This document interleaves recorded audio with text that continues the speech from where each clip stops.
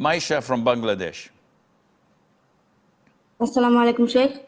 Alaikum assalam wa rahmatullah. So, Sheikh, I always wipe my private area before coming out of the washroom, also after doing fardu ghusl. So sometimes I get very tiny little dot type darts, like it's visible on tissues but not large. And I'm not certain whether it is mixed with impurity or not, and doubtful whether water has reached the skin or not, for which I immediately wash the area again.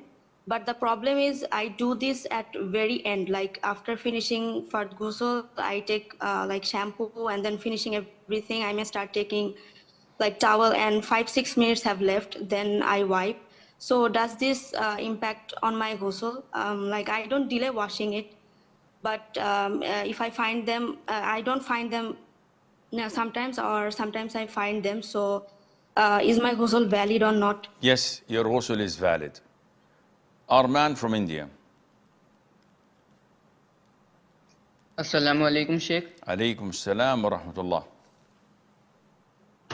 Sheikh, my question is, someone I know gets a doubt about Kufr. When they read or watch a fatwa saying something is Kufr, they don't understand it fully at first, so they rewatch or reread it to understand clearly. And so they can consider Kufr as Kufr. Their mind start imagining many scenarios like, what if someone said it with a different intention or belief? Would it still be Kufr? This thought keep branching and becoming mentally exhausting. What should I do, Sheikh? The same happened with haram and halal issues.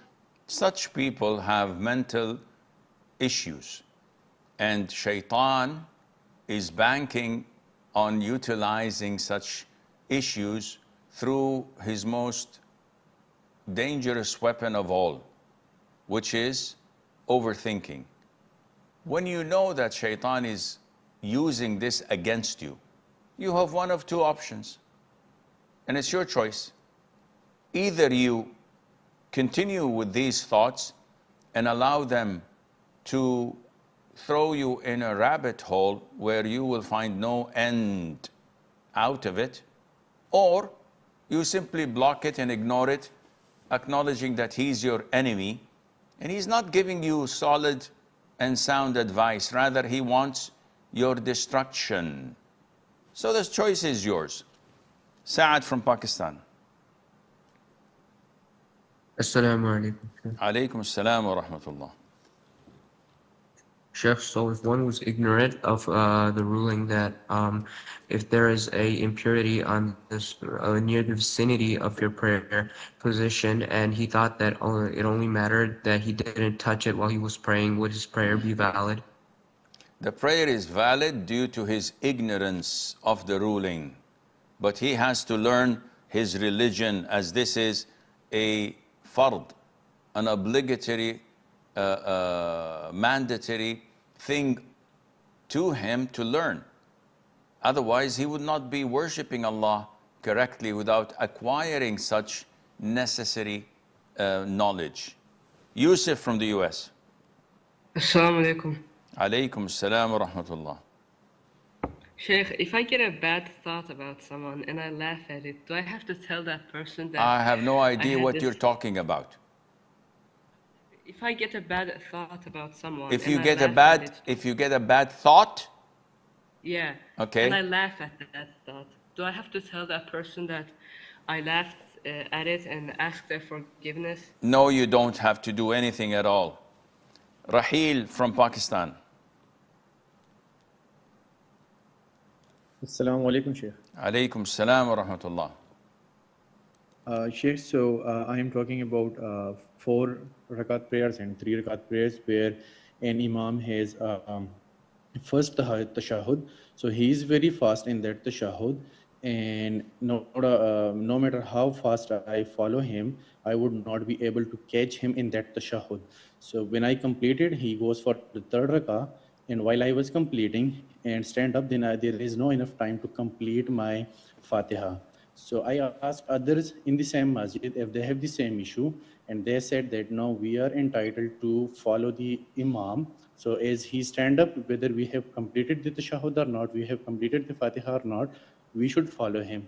So can you please clear the ruling if I am not able to complete the first Tashahhud? So can I leave it in the place and stand for the third rakah? The answer is no. You are not allowed to do this if you are reciting the tashahhud in a fast pace, but your imam is a Ferrari imam and he's not allowing you to catch up with him. The prayer behind him is invalid. You must not pray behind such an imam. Wait until you pray alone or with the second congregation, or choose a different masjid. Saido from Cameroon.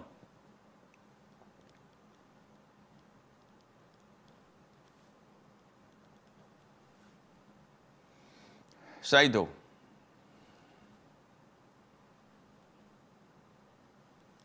Muhammad from Pakistan.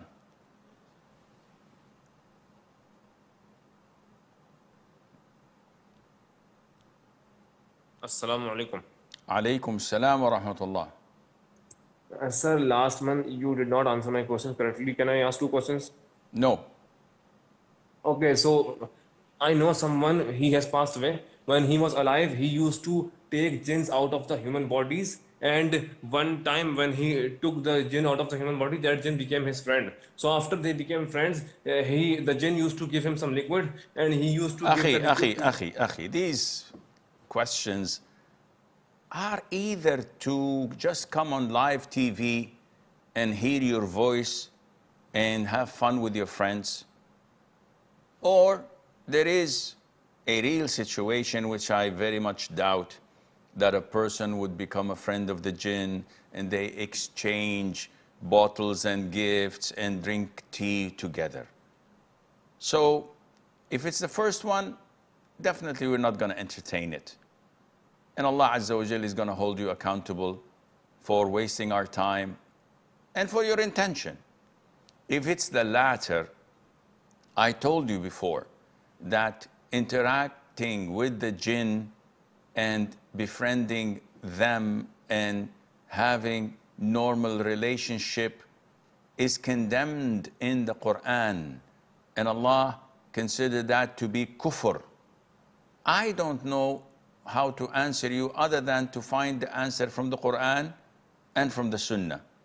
If you have a doubt that such an answer from the Quran and the Sunnah is not valid, then you may consider changing the religion, because this is Islam. Where do you want me to answer you other than the Quran and the Sunnah?